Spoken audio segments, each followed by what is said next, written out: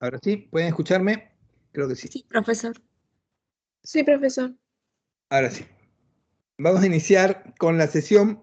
Les voy a pedir que por favor hagamos una clase interactiva. No me quiero pasar las 2 horas hablando y la idea es que podamos tener un feedback para ver si me están entendiendo o comprendiendo conforme vayamos avanzando. Entonces, empezamos. ¿Qué es la economía? ¿Qué entendemos por la economía y por qué es tan importante la economía dentro del desarrollo de la sociedad? A ver, para empezar, la economía no es una ciencia nueva. Para empezar, la economía no es una ciencia que tenga 10, 20, 30, 50, 100 años de antigüedad. No, la economía es una ciencia antigua, tan antigua como el desarrollo de la humanidad. Aparece cuando el hombre adquiere su primigenio carácter social. De pronto, el hombre se da cuenta, el ser humano se da cuenta que solo no iba a poder sobrevivir y tenía que agruparse. Se agrupa en tribus, clanes, familias y gracias a ello empieza a tomar mayor fuerza y puede sobrevivir. Entonces, una vez que se agrupa en tribus, clanes, familias, en sociedad, es que nacen diferentes ciencias, entre ellas la economía, la filosofía, las matemáticas, la administración, etcétera, etcétera. Entonces, ¿qué es la economía? La economía es una ciencia social que se encarga de la óptima administración de los recursos escasos para que de esta manera se puedan satisfacer las necesidades ilimitadas. Acá hay diferentes puntos en este concepto. Ciencia social que se encarga de la óptima administración de los recursos escasos para de esta manera poder satisfacer las necesidades ilimitadas. ¿Ok? Entonces, tenemos dos puntos claves. Recursos escasos, necesidades ilimitadas. ¿Ok? Los recursos en nuestro mundo, en esta sociedad, en este planeta, ¿son ilimitados? ¿Son abundantes? ¿No se van a acabar nunca? No. ¿Habrá algún recurso ilimitado que nunca se puede acabar? ¿Qué creen ustedes? ¿Mm? Jóvenes, ¿habrá alguno?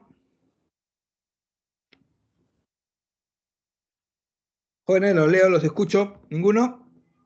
¿No saben, no opinan? ¿Siguen ahí? La luz solar. Ok, perfecto.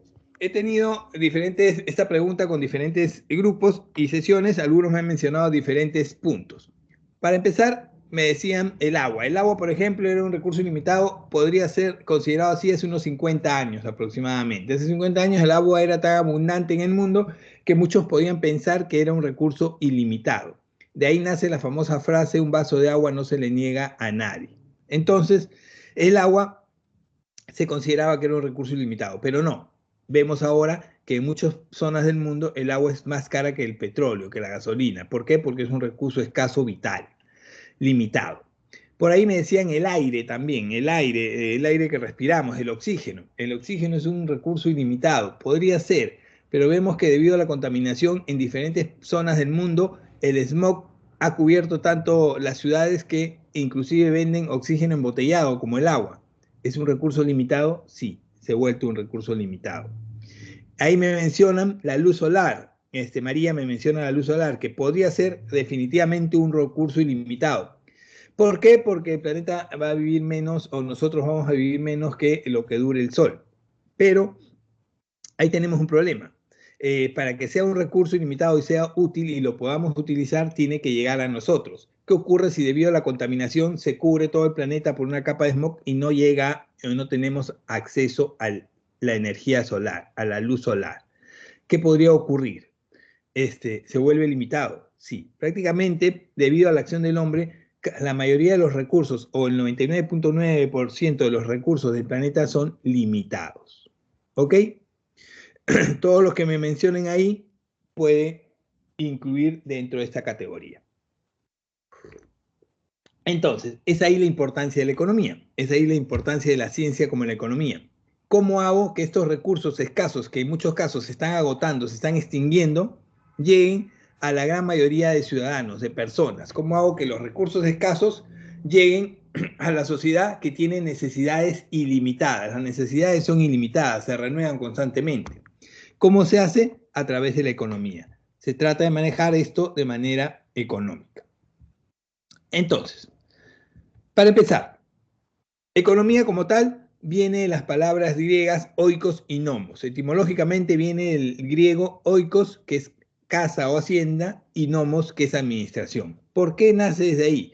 Dijimos que la economía nace con la sociedad. Cuando el ser humano se agrupa en tribus, clanes, familias, es que aparece la necesidad de administrar los recursos. Entonces, nace desde el hogar. Cada hogar maneja una economía diferente. Entonces, desde el seno de los hogares nace la economía. Desde el seno de los hogares antiguos nace el concepto de economía. Este concepto ha ido creciendo, ha ido evolucionando a través del tiempo hasta alcanzar niveles mucho más grandes, sociedades, países, el mundo entero.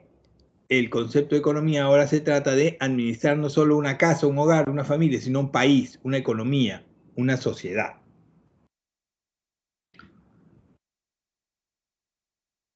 ¿Cuáles son los principios básicos? ¿Cuáles son los objetos de estudio dentro del proceso económico? Entonces, la economía, ¿cuál es su proceso o su objeto de estudio? El objeto de estudio importante es los problemas relacionados con la producción y distribución de servicios destinados a la satisfacción de las necesidades humanas. A ver, todos nosotros, todas las personas, toda la sociedad consume bienes y servicios, pero los bienes y servicios no llegan a nuestras manos de manera mágica, no es que vamos y los cogemos de la calle, no, tienen que ser puestos en los mercados de alguna manera. Entonces, ¿quiénes colocan los bienes y servicios en los mercados para que los podamos consumir? Las empresas, las industrias. Entonces, el objeto de estudio de la economía trata de manejar todos los problemas relacionados con la producción y distribución de bienes y servicios destinados para la satisfacción de las necesidades humanas. He ahí la importancia de la economía como tal. Una sociedad, de pronto, necesita manejar una adecuada distribución y proveer adecuadamente bienes y servicios para todos los ciudadanos. Es por eso que cada vez que inicia un gobierno, por ejemplo, como tal el gobierno actual que tenemos, uno de las carteras más importantes dentro de la preocupación para el nuevo gobierno es la cartera de economía. ¿Por qué? Porque tiene que haber una persona conocedora, con capacidad adecuada para solucionar los problemas económicos del país, distribuir los recursos escasos para satisfacer las necesidades cada vez más ilimitadas de la sociedad, de las personas. Entonces, ¿cuál es la finalidad de la economía? Ordenar y clasificar los fenómenos económicos para determinar leyes económicas y satisfacer las necesidades. De pronto, los problemas que puede estar atravesando el país en la actualidad, la subida del dólar, la inflación, la subida de los precios, el desempleo, la violencia, diferentes problemas que pueden estar ocurriendo en la actualidad, no solo en Perú, sino en diferentes sociedades, no son problemas nuevos, no son problemas que de pronto, aparecieron con el gobierno, con el señor Castillo, presidente de la República, o aparecieron con el presidente de Ecuador, o el señor Bolsonaro, presidente de Chile, de Brasil, no sé, no son problemas nuevos, son problemas que ya han venido y han aparecido anteriormente. Entonces, la finalidad de la economía es ordenar y clasificar todos los fenómenos económicos, todos los problemas que ya ocurrieron antes, para de acuerdo a esa experiencia establecer leyes económicas y solucionarlas. Y de esta manera poder satisfacer las necesidades de las personas. Lo vamos a ver con mayor detalle en un momento.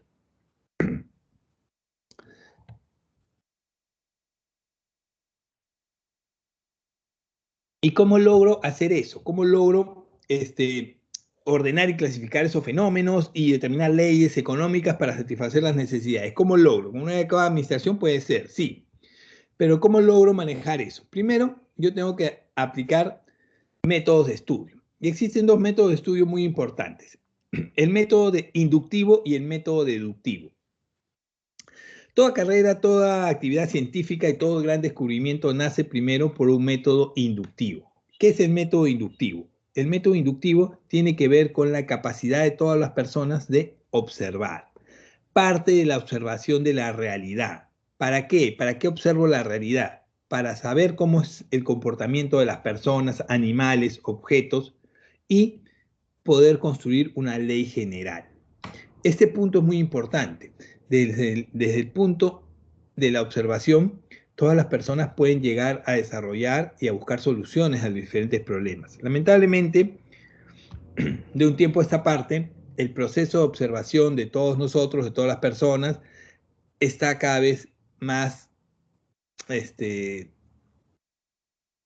ido a menos, venido a menos, si quieren llamarlo. Ustedes cada vez que salen a la calle, en vez de practicar o desarrollar su capacidad de observación, muchas veces están metidos en estos aparatos y ni siquiera dan cuenta de lo que pasa en su entorno. Muchas veces hasta accidentes ocurren por estar absortos en redes sociales, celulares, páginas de streaming, etcétera, etcétera. Entonces, esta capacidad de observación hace que muchas veces pasemos por alto muchas soluciones o muchas oportunidades de negocio y lamentablemente es un problema cada vez más grande dentro de la sociedad. El método inductivo tiene que ver con la observación. ¿Observación de qué? Observo mi entorno, observo la realidad, observo el comportamiento para de esta manera establecer una ley general. ¿Ok? Ese es el principio básico de todo descubrimiento científico. Todo descubrimiento científico en el mundo inició por una observación. ¿Observación de qué? De la realidad. Ejemplo.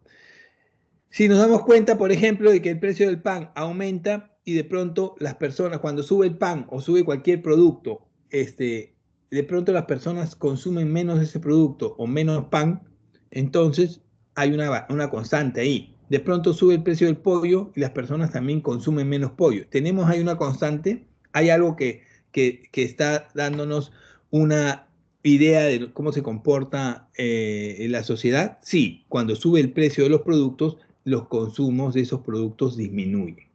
Eso ocurre. Ustedes pueden, eso puede sonar algo muy elemental, pero si no lo habían observado, si alguien no se hubiera detenido a observar cómo es el comportamiento de los consumidores, cuando sube el precio de un bien, baja el consumo, no podrían haber sacado una ley sobre eso. Entonces, el método deductivo es aplicar justamente esa ley, o aplicar las leyes que yo he descubierto, que yo he logrado darme cuenta. Parte de una ley general, un principio o una teoría. El método deductivo pasa de lo general a lo particular.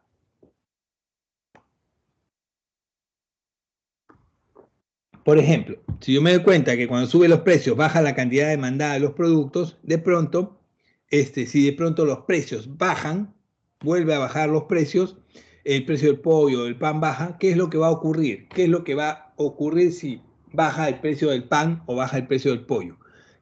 Naturalmente, ¿qué ocurrirá? Si bajan los precios de los productos, ¿qué van a hacer las personas? De acuerdo a la ley, van a aumentar el consumo. Va a ocurrir todo lo contrario. En función a eso, yo puedo prever diversas estrategias de mercado o diversas estrategias económicas. Sube la demanda, exactamente. La famosa ceteris paribus, que vamos a hablar de ello con mayor profundidad más adelante. La variable precio.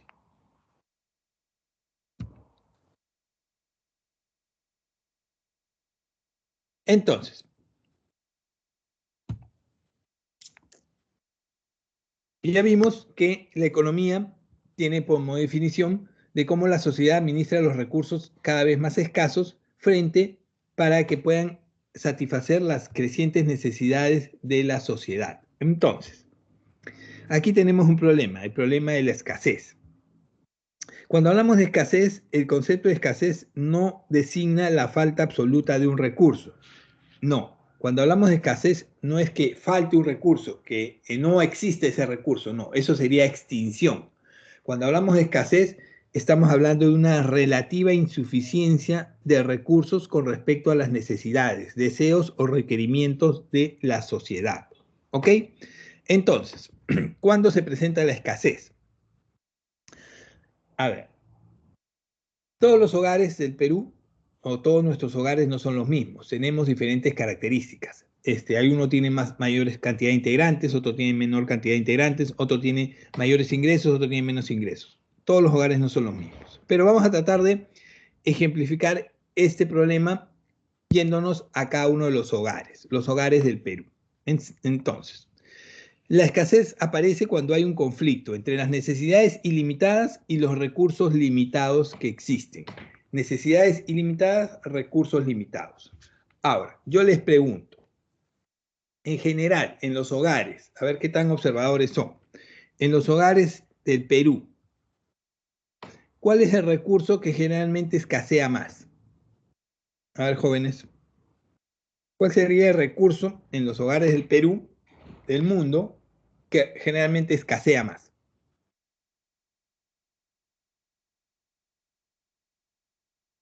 El agua.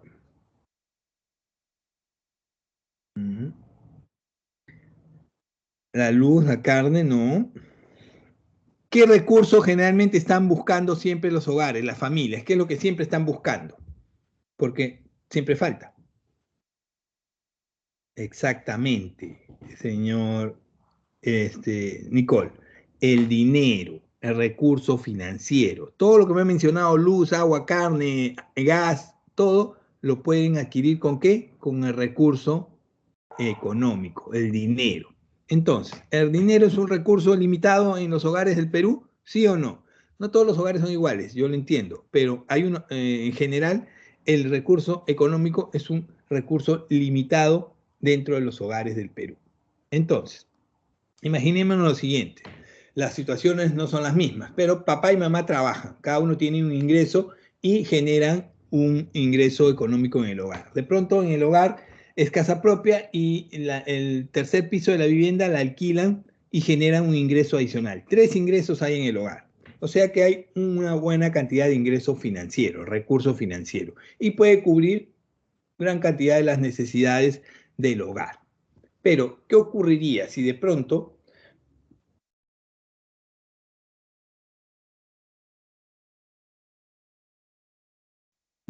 al papá se queda sin trabajo, el inquilino que estaba viviendo en el tercer piso se va porque va a buscar algo más barato, porque también tiene problemas financieros, y se reduce el recurso dinero? ¿Qué ocurriría? Se van a ver en la necesidad de generar escasez. El recurso económico se redujo, pero las necesidades no, las necesidades se mantienen altas. Entonces se produce la escasez, escasez de dinero, escasez económica. Cuando ocurre la escasez, en los hogares se ponen en la disyuntiva de elegir, se ponen en la posición de elegir. ¿Elegir qué? Priorizar qué? Lo más importante, las necesidades más elementales, más importantes para que puedan ser cubiertas con ese recurso bajo de dinero que existe. Entonces, eso que se ponen a priorizar, a elegir, es lo que llamamos costo de oportunidad. Todo lo que yo dejo de lado para quedarme con lo más elemental, lo más importante, es el costo de oportunidad. Y es lo peculiar de la economía. En la economía no todos tienen recursos abundantes económicamente hablando, y siempre hay esa necesidad de elegir, de priorizar. Entonces, yo les pregunto, ¿cuáles serían los recursos más importantes, imprescindibles, que en un hogar deberían quedarse en caso de que haya escasez de dinero? ¿Con cuál tengo que quedarme sí o sí y cuáles serían los que dejaría de lado? En este caso empecemos con cuáles serían los más importantes. ¿Cuál sería el recurso indispensable que no puedo dejar de consumir? Alimentos, perfecto, porque si no hay alimentos no tengo energía y no puedo generar trabajo.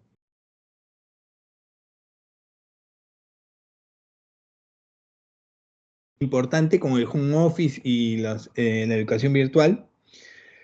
Eso nada más, servicios y alimentos. Vivienda, por ahí me menciona, exactamente, vivienda, porque si yo no tengo casa propia, vivo en casa alquilada, obviamente tengo que cubrir el alquiler de la vivienda, no puedo quedar en la calle yo y mi familia, no. Vestimenta, ya. Salud no es importante. Nadie me lo ha mencionado, estamos en pandemia. ¿Salud no es importante? Por supuesto que sí. Salud. Si no me mantengo sano, no puedo cubrir las necesidades y generar trabajo.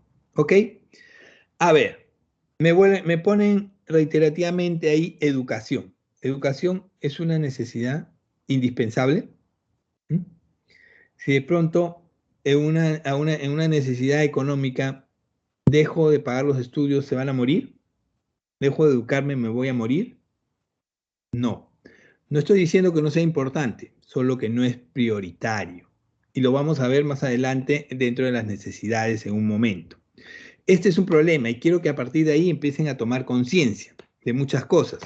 Todos los hogares en el Perú no son iguales, todos los hogares en la economía no son iguales, no están en la misma situación.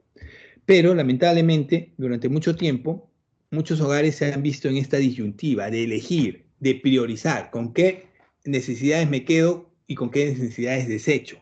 Y lamentablemente, muchos hogares en el Perú han dejado la educación de lado por priorizar alimentación, salud, vivienda, etcétera, etcétera. ¿Cómo nos damos cuenta de esto? Lo vamos a profundizar más adelante, pero hay un índice de educación en el Perú, el índice educativo. Desde que inicia la formación educativa de los jóvenes hasta que acaban la secundaria nada más, en promedio, en el caso de ustedes, ¿cuántos años estudian? Desde que inician su etapa formativa hasta que acaban el colegio, nada más hasta que acaban el colegio. ¿Cuántos años han estudiado? En promedio, estamos hablando de 12 a 13 años. Inicial, kinder, primaria y secundaria. 11, 12 años. ¿Ok? Eso es lo normal. Muchos de ustedes, para ustedes puede ser normal. Pero ¿saben cuánto era el promedio en el Perú al año 2015? 8.59 años. ¿Por qué? ¿Qué quiere decir eso? Que muchas familias dejaron de pagarle la educación a sus hijos. ¿Para qué? La educación secundaria no la acabaron. ¿Por qué? Porque tenían que trabajar, generar ingresos. Hay un problema aquí. Priorizaron los recursos más importantes y dejaron de lado la educación. Esto es contradictorio y esto llama la atención porque esas familias no lo han hecho porque les dio la gana, porque dijeron, ¿sabes qué? Yo no quiero que mis hijos estudien porque quiero que sean y no acaben secundaria como yo. No. Esto es un tema bastante contradictorio si tenemos en cuenta que llevamos 20, 25 a 30 años de crecimiento económico sostenido. Esto no es de ahorita, esto no es del 2021, del presidente Castillo, no. Llevamos 20, 25 años de crecimiento económico sostenido y de pronto tenemos familias, tenemos un promedio de educación en el Perú de 8.59. ¿Qué pasa con los jóvenes en todo el Perú? No están terminando de estudiar. ¿Por qué? Porque tienen que trabajar, están en la necesidad de trabajar. Hay un problema. Entonces no se está manejando adecuadamente el tema económico. ¿Ok? Eso es un poco para que empiecen a tomar conciencia y analizar por qué es importante este tema en la sociedad. Entonces, necesito elegir y renunciar a las otras opciones. Esto es el costo de oportunidad. Esto es lo peculiar, esto es lo importante en la economía.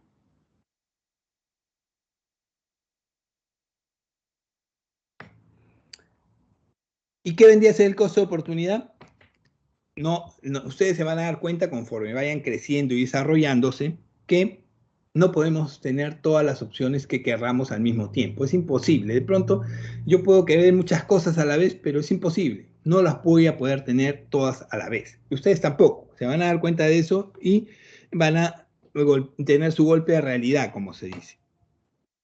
No se pueden elegir todas las alternativas al mismo tiempo, razón por la cual se debe sacrificar algo para tomar una decisión.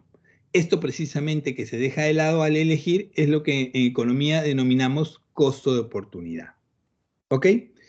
Imagínense lo siguiente. A ver, de pronto está ya de noche, tienen ganas de cenar y de pronto se les antoja una hamburguesa, una pizza, una salchipapa, anticuchos, no sé. ¿Pueden tener todo al mismo tiempo? No. Así tengan la capacidad económica, no podrían consumir todo al mismo tiempo. Van a quedarse con uno.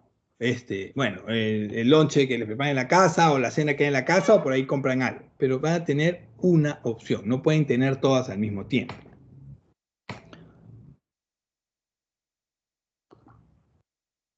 De pronto están enamorados y quieren tener enamorada o pareja y están enamoradas de A, B, C, 3 personas.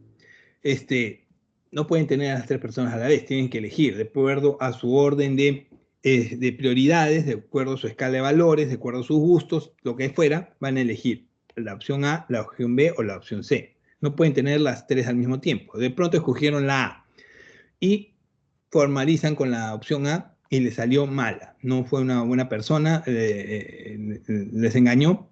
Su costo de oportunidad, ¿cuál hubiera sido? La opción B o la opción C. Lo que dejamos de lado para tomar la opción que hemos elegido.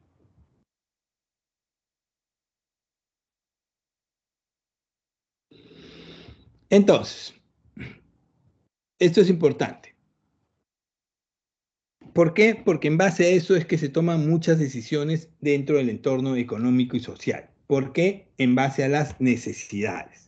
¿Qué son las necesidades? Para empezar, la sensación de carencia de algo, que nos impulsa a la búsqueda de su satisfacción realizando ciertas actividades para conseguir los bienes requeridos. Entonces, cuando yo siento que tengo una carencia de algo, me falta algo, tengo que hacer las acciones necesarias para satisfacer esa necesidad.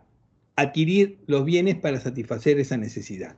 Si yo siento que tengo hambre, un vacío en el estómago porque no he almorzado, no he cenado, entonces tengo que hacer lo necesario para cubrir esa necesidad de hambre, de alimentación, de alimentos. ¿Ok? Es la necesidad de carencia de algo que nos impulsa a la búsqueda de satisfacción realizando ciertas actividades para conseguir los bienes requeridos. ¿Ok?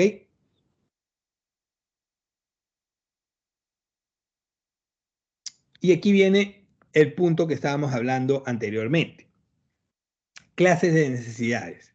Necesidades primarias, secundarias y terciarias. Cuando hablamos de necesidades primarias, estamos hablando de aquellas necesidades indispensables, imprescindibles, básicas para la vida, sin las cuales no podríamos sobrevivir y sin las cuales no podríamos generar ningún tipo de ingreso.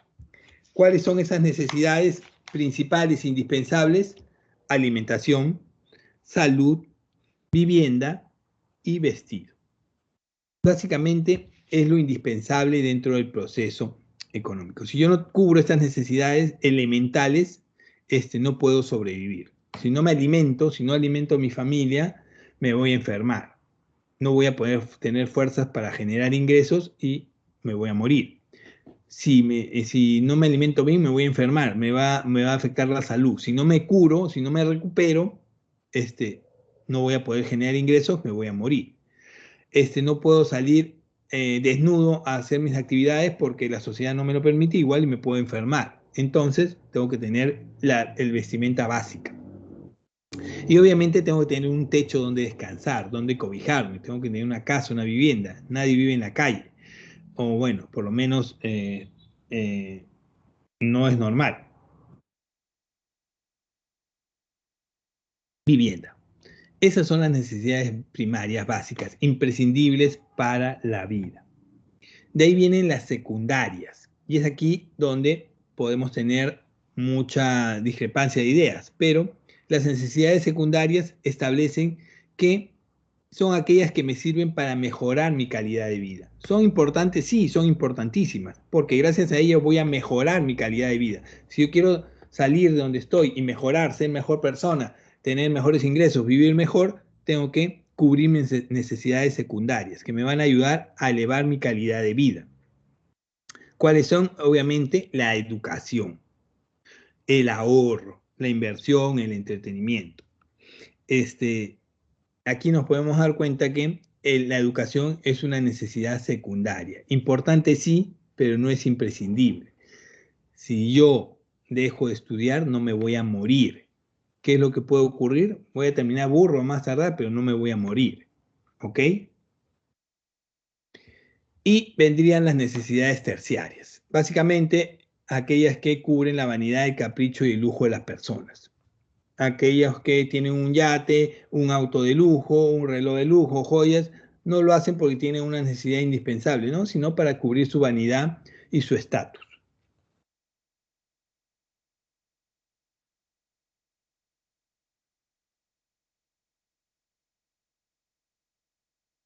Tipos de bienes. Los tipos de bienes, básicamente aquí tenemos que distinguir entre los bienes y servicios. ¿Qué es lo que necesita, qué es lo que cubre y satisface nuestras necesidades, los bienes y los servicios?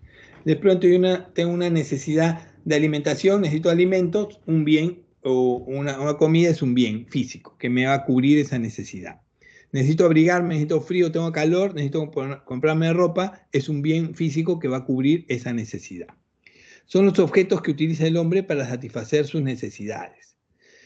Bienes económicos, bienes libres, un par de zapatos es un bien, ¿por qué? Porque tiene consistencia material, puede ser utilizado y consumido, se transfieren por compra y venta y tienen valor. ¿Ok?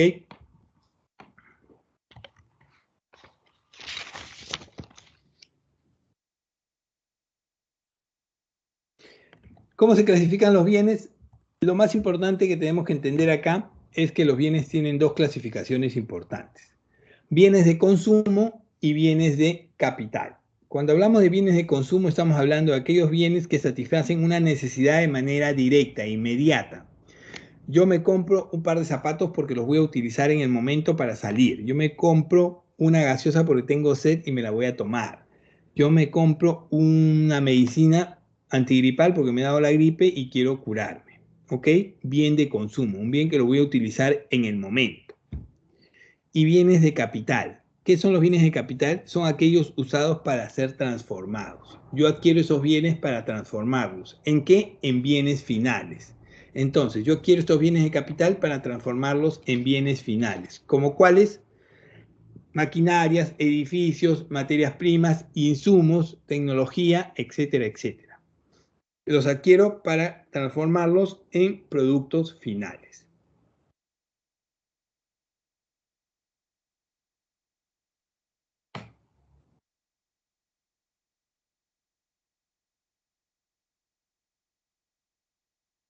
Y los servicios que vendrían a ser son todas las actividades que realizan las personas para satisfacer las necesidades de otras personas y estos se consideran inmateriales. Cuando estamos hablando de servicios, no estoy hablando de un bien físico, sino de un servicio que me va a ayudar a satisfacer mis necesidades. ¿Cómo cuáles? A ver, yo deseo llegar a un punto, yo deseo llegar a la playa, estoy en el centro de Lima, tengo que tomar un servicio de transporte. Es un servicio que me va a cubrir una necesidad, trasladarme de un punto A un punto B. ¿Ok? Me he enfermado, necesito que me curen, voy a un doctor por un servicio médico. Necesito educación para mis hijos, contrato servicios de educación para cubrir, educarlos. ¿Ok? Servicios.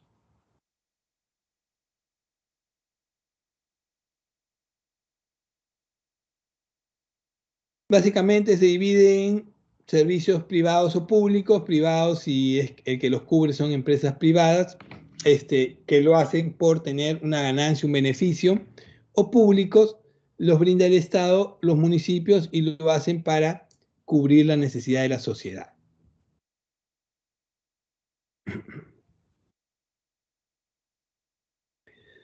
A ver, hemos visto básicamente el concepto general de economía. ¿Cuál es el concepto de economía?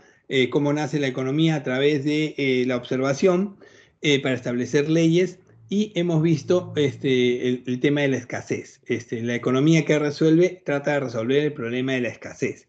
Recursos escasos frente a necesidades ilimitadas, me veo en la necesidad de elegir, priorizar, con qué me voy a quedar. Y surgen diferentes problemas. Obviamente es porque tengo una necesidad. Mi necesidad ilimitada es algo que tengo que satisfacer. Entonces, la necesidad es la carencia de algo. ¿Ok? Ahora, todo esto ha ido evolucionando con el tiempo. La economía no es la misma desde que el hombre adquiere su primigenio carácter social cuando se agrupa en tribus, clanes, familias, hasta el día de hoy. Ha ido evolucionando, ha ido cambiando, han aparecido problemas tras problemas y se han ido generando leyes tras leyes que han ido acomodando toda la situación. Entonces, no tenemos mucho material o mucha información al principio del desarrollo de la humanidad porque no había escritura. Aparece recién con los filósofos griegos en la Edad Antigua, con Platón, Aristóteles, pero vamos a avanzar un poco más. Vamos a ir unos siglos más adelante. Vamos a ir al siglo XV. Siglo XV, 1400. Aparece la doctrina mercantilista. ¿Qué dicen los mercantilistas? ¿Qué pregonaban los mercantilistas? La doctrina mercantilista en el siglo XV, 1400, establece lo siguiente. La riqueza, el poder económico en los países, en las economías del mundo, se basaba en el comercio y en la circulación del dinero. ¿Qué quiere decir eso? En la acumulación de oro y plata. Para los mercantilistas era poderoso una nación, un reino, un país que acumulara la mayor cantidad de oro y plata. ¿Ok? Entonces, ¿qué acontecimiento importante ocurrió en la historia de la humanidad en el siglo XV? 1400, año 1400, siglo 1400. Para ser exacto, 1492. ¿Qué acontecimiento importante ocurrió en la historia de la humanidad? ¿Alguien me puede decir?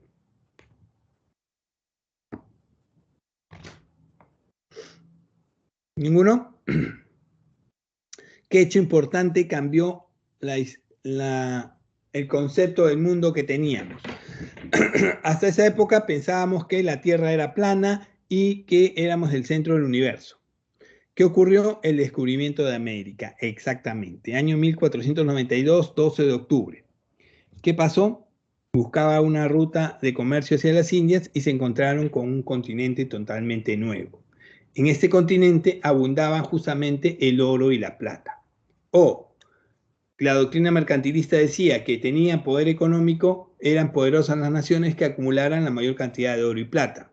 1400, siglo XV, la nación más poderosa del mundo en ese momento era España. ¿Por qué? Porque tuvo acceso a la mayor cantidad de colonias y tuvo acceso a la mayor cantidad de oro y plata para tener poder económico. ¿Qué pregonaba los mercantilistas? La intervención activa del Estado. Los mercantilistas decían, ¿sabes qué, Estado? Tienes que intervenir activamente en la economía. ¿Para qué? Para proteger, conquistar más territorios y de esta manera generar mayor explotación de oro y plata. Igual buscaban lograr una balanza comercial siempre favorable. Para ello, implementaron una política proteccionista que contribuyera notablemente a la expansión de la manufactura. Entonces, los reinos con mayor cantidad de colonias tenían mayor riqueza. ¿Por qué? Porque todo lo que producían en esos reinos lo vendían o lo distribuían a sus colonias. Todo lo que se consumía en el Virreinato del Perú, de México, era proveniente de España. El mundo siguió avanzando. Los principales representantes aquí fueron Thomas Moon y J.B. Colbert. El tiempo siguió pasando, el mundo siguió avanzando y pasamos del siglo XV al siglo XVIII, 1700, año 1700, 1750. Mucho. Jóvenes, voy a apagar la cámara porque parece que hay problemas de conexión. A ver si mejora la conexión de internet.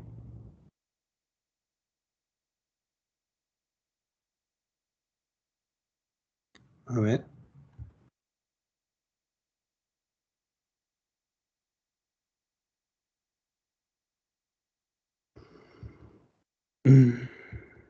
Ajá.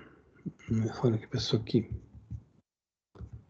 Se quedó congelada. Ahí está, apareció. Perfecto. Ya, ahora sí.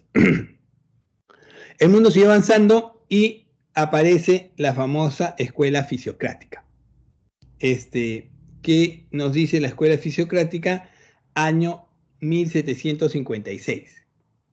¿Qué nos dicen los fisiócratas? A ver, para empezar, el mundo cambia. Los recursos son escasos y las necesidades ilimitadas. Como los recursos son escasos y se agotan, obviamente el oro y la plata en el mundo empezaron a escasear. Ya el poder económico no era la acumulación de oro y plata porque obviamente se estaba agotando. Entonces teníamos que ver otras opciones. Los fisiócratas establecen que la riqueza de un país se encuentra ahora en el mayor aprovechamiento del factor tierra. ¿Qué quiere decir eso? Una economía era poderosa económicamente si aprovechaba mejor el factor tierra. ¿Qué quiere decir el factor tierra? La producción de bienes y servicios. Combina el estudio de la economía y las matemáticas. La palabra fisiocracia significa gobierno de la naturaleza. Entonces, para los fisiócratas, una nación era poderosa si producía la mayor cantidad de bienes y servicios. Entonces, la producción significa creación de un excedente, es decir, es productiva aquella industria que produce más de lo que consume en el proceso. Imagínense lo siguiente, somos la nación 13, y tenemos 50 habitantes.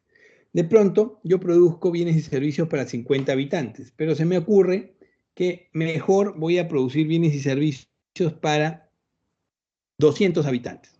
¿Por qué? Si solo somos 50, ¿por qué produzco para más? No, porque el excedente lo voy a comercializar, lo voy a vender a aquellas naciones que no tengan producción. Y de esa manera yo genero ingreso económico y poder económico. Eso pregonaba los fisiócratas en 1756. Vale decir que hasta aquí el mundo era trabajado todavía por los artesanos. Las grandes industrias en el mundo eran a través de los artesanos. Los artesanos eran trabajadores a mano, utilizaban la fuerza bruta del hombre o la bestia para producir bienes y servicios. Los grandes talleres de artesanos en el mundo tendrían 100, 200 trabajadores a lo mucho. Es por eso que esta doctrina no duró mucho. Hasta que aparece la escuela clásica, siglo XVIII, principios del siglo XVIII. ¿Qué nos dice la escuela clásica? Nos dice lo siguiente. La escuela clásica aparece gracias a un nuevo hito, un nuevo cambio importante en la historia de la humanidad. ¿Cuál fue ese gran hito o cambio importante en la historia de la humanidad? La revolución industrial. La revolución industrial cambia radicalmente el concepto de producción en el mundo. Aparece la escuela clásica y aparece el capitalismo, con el nombre de economía política. ¿Y por qué la revolución industrial cambia todo el desarrollo y pensamiento económico de la humanidad? Porque si antes teníamos grandes talleres de artesanos que producían, que eran de 200 trabajadores, eso desapareció y dio paso a grandes monstruos de producción. Empresas, industrias que tenían 10.000, 5.000 trabajadores, que producían 20, 30, 100, 200, 500 veces más que antes. Producían gran cantidad de bienes y servicios. Esto dio lugar al capitalismo. Esto dio lugar a que se necesitara gran cantidad de mano de obra. ¿De dónde sacaban la mano de obra los trabajadores? Del campo. Trajeron gran cantidad de trabajadores del campo para trabajar en las industrias, en las fábricas de las grandes ciudades. Entonces, ¿qué proponía la escuela clásica? Una economía de libre mercado, sin la intervención del Estado. ¿Qué dice la escuela clásica? Los clásicos y los capitalistas decían, ¿sabes qué, Estado? Tú no te metas, tú no intervengas, yo me voy a encargar de producir bienes y servicios. Tú ponte a cuidar las fronteras, da las normas, las leyes, cobra los impuestos, hasta ahí nomás. Yo me encargo de producir bienes y servicios. Eso establecía el capitalismo. Estableció que el trabajo era la fuente para la riqueza y dependía básicamente de la división del trabajo y la especialización para llegar a la eficiencia y la productividad. Estos conceptos de división de trabajo y especialización son conceptos importantes, pero no son nuevos. Son conceptos que aparecieron en la Edad Antigua con los grandes filósofos. Platón fue el que desarrolló el concepto de especialización del trabajo y división del trabajo. Pero recién con la escuela clásica y el capitalismo desarrollaron para lograr la mayor eficiencia y productividad de las industrias. La escuela clásica distingue el valor de uso y el valor de cambio de los bienes. ¿Quiénes son los mayores representantes en la escuela clásica? Adam Smith y David Ricardo. El mundo ya en esta época, en el siglo XVIII, económicamente cambió, se transformó. Y de pronto España ya no era la nación más poderosa del mundo, ahora era Inglaterra. Inglaterra pasó a ser la nación más poderosa del mundo en el siglo XVIII. El mundo siguió evolucionando, siguió cambiando, seguimos avanzando y a principios del siglo XIX aparece la escuela socialista. La escuela socialista, tan vapuleada o marxista, socialista o marxista tan vapuleada últimamente, aparece en el siglo XIX. ¿Y por qué aparece? La lucha de clases como elemento necesario para una sociedad igualitaria y justa. ¿Qué ocurrió? ¿Qué acontecía en el mundo en el siglo XIX? El mundo de pronto había cambiado y había una gran lucha de clases, porque la sociedad no era justa ni igualitaria. ¿Qué había ocurrido? En la escuela clásica, en el capitalismo, esa gran transformación debido a la revolución industrial hizo que se explotara al trabajador. Las jornadas laborales que conocemos actualmente de 8 horas, 9 horas laborables no existían. En esa época se trabajaba 18 horas diarias, de lunes a sábado. No había condiciones adecuadas de trabajo, no había servicios higiénicos, no había servicios médicos. Si te enfermabas era tu problema, te cambiaba por otro trabajador. Éramos números. Si pedías permiso o descanso, no existía, no había seguros, no había CTS, no había ni una condición favorable para el trabajador. Entonces, los socialistas tenían la consigna de confrontar esas doctrinas capitalistas.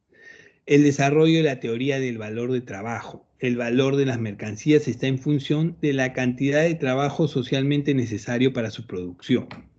Si bien es cierto, el inversionista, el dueño de la empresa o el negocio, invierte para generar productos, bienes y servicios y llevarse una utilidad, pero no podría hacer nada sin los trabajadores. No podía producir autos, pan, ropa sin los trabajadores. Y debía pagarles un sueldo justo, adecuado y darle mínimamente condiciones adecuadas de trabajo. Todas las condiciones que gozamos actualmente, las jornadas de 8 horas laborales, las vacaciones, los seguros, las CTS, los permisos, etcétera, etcétera, son gracias a las doctrinas socialista y marxista que se dio en el mundo. Entonces, en esa época aparece el concepto de plusvalía. Tenemos claro el concepto de plusvalía. La plusvalía no es otra cosa que el valor no pagado del trabajo del obrero que crea una ganancia del cual se apodera el empresario. ¿Qué significa la plusvalía? A ver, según la escuela socialista, las grandes familias en el mundo, los grandes reinos y economías del mundo han hecho su riqueza que hasta ahora les dura gracias a la plusvalía. Las grandes familias como los Rockefeller, los Onassis, las grandes familias judías en el mundo hicieron su riqueza, acumularon su riqueza y su poder económico, Inglaterra, Estados Unidos, gracias a la plusvalía, a la explotación, a todo eso que no le pagaban a los trabajadores, haciéndolos trabajar 18 o 20 horas diarias, sin darles condiciones de trabajo. Todo eso los hizo más ricos y poderosos y hicieron y asentaron su riqueza al futuro. ¿Ok? Contra eso renegaba el socialismo. El mundo siguió avanzando y ya a mediados del siglo XIX aparece nuevamente la escuela neoclásica. Pensamiento económico que se basa en el valor de los bienes y nos dice que eso es una función de la utilidad o satisfacción que le asignan los consumidores a cada bien. A ver, el mundo empieza a cambiar, ¿ok? Aparecen nuevamente los neoclásicos que reformulan o refuerzan las ideas clásicas y dicen lo siguiente. Ok, mundo, ya entendí, dice. Ok, ya entendí, ya me quedó claro. No debo explotar al trabajador. No debo hacerlo trabajar 18 o 20 horas diarias. Debo darle condiciones adecuadas de trabajo, iluminación, servicios de salud, servicios higiénicos. Tengo que darle vacaciones, seguros, CTS, etcétera, etcétera. Ya entendí, pero hasta ahí no más. ¿Qué dicen los neoclásicos? Y tienen razón. Todo inversionista, todo empresario, ustedes mismos en algún momento cuando pongan una empresa o un negocio, ¿por qué motivo lo van a hacer? ¿O lo han hecho? ¿Por qué lo hacen? Para tener la máxima ganancia, la máxima utilidad. No hay otro motivo por el cual pongas una empresa o otro un negocio. No para dar ayuda a los trabajadores, ser beneficencia social, no, eso no existe. Entonces, los neoclásicos dicen, ya entendí, voy a pagar un sueldo justo, voy a dar condiciones de trabajo, pero hasta ahí nomás. Yo no soy beneficencia. Yo pongo una empresa, una industria para tener la máxima utilidad, la máxima ganancia. Es por ello que voy a analizar cómo es que los consumidores adquieren sus bienes y sus productos. ¿Qué hace que los consumidores consuman este bien y no este bien? Y aparecen diferentes teorías, como la teoría de la utilidad marginal, que trata de explicar cómo se optimizan los agentes económicos. Tenemos claro la teoría de la utilidad marginal, la tienen clara. Si no, para explicarla un rato, o pasamos. ¿Sí la tienen clara o la explicamos? No entendí ahí. ¿Jóvenes?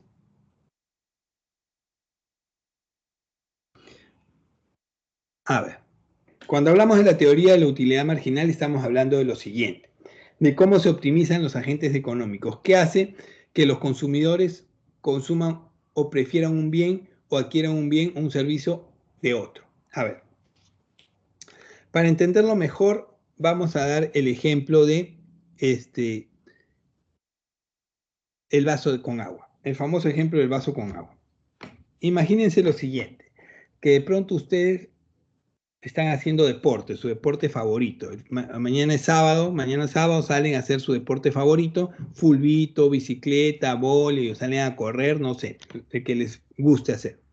Salen a jugarse un partido de fulbito, se juegan 2 horas de su partido de fulbito en este verano, este sol fuerte, inclemente que ha salido, y obviamente están cansados, están agotados. Yo les pregunto, el primer vaso con agua que se tomen después de esas 2 horas de jugar fulbito, ¿va a tener un alto grado de satisfacción o no? ¿Sí o no?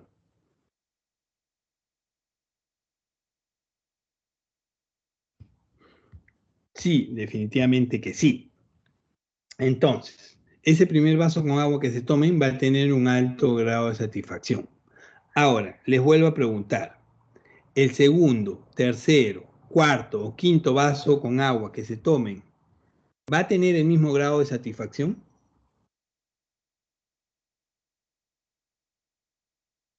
¿Mm?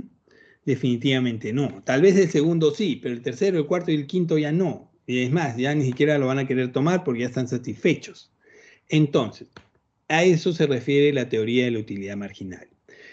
Los agentes económicos tienen un alto grado de satisfacción, adquieren bienes y servicios por un motivo, pero ya después de un tiempo dejan de adquirirlos o ya no les agrada, ya no les satisface.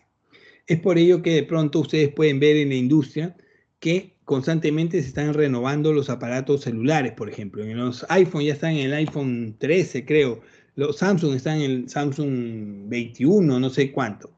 ¿Por qué? Porque constantemente están renovando sus equipos porque las personas, los consumidores, están ávidos de adquirir un bien.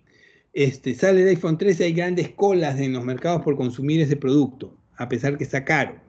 La gente se amanece por tener el nuevo iPhone. Si a esa persona tú le ofreces el iPhone 10, el iPhone 8, el iPhone 9, no va a tener el mismo grado de satisfacción. ¿Sabes qué? No, yo quiero el iPhone 13. Teoría de la utilidad marginal. Optimiza el bienestar en función al individuo y no de las clases sociales. La escuela neoclásica estableció que, ok, yo voy a establecer el bienestar en función al individuo, a mí como inversionista, no a las clases sociales. Yo no soy beneficencia, no me interesa las clases sociales. Yo quiero generar la máxima ganancia, la máxima utilidad. Y realizaron análisis estudiando conjuntamente las reacciones entre la oferta y la demanda.